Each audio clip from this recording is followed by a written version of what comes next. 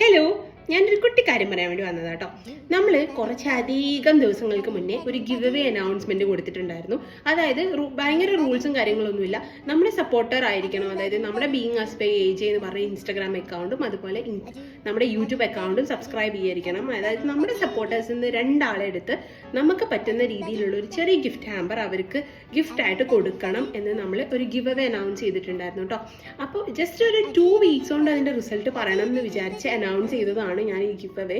പക്ഷെ പല പല കാരണങ്ങളായി ഇത് ഓൾമോസ്റ്റ് 2 months ആയിട്ട് ഇത് പോയിക്കൊണ്ടിരിക്കുകയാണ്.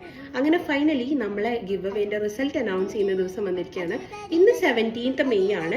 നമ്മൾ 19th May, അതായത് ഈ വരുന്ന സൺഡേ ആണ് നമ്മൾ അനൗൺസ് ചെയ്യുന്നത് ആരാണ് ആ 2 വിന്നേഴ്സ് എന്നുള്ളത്.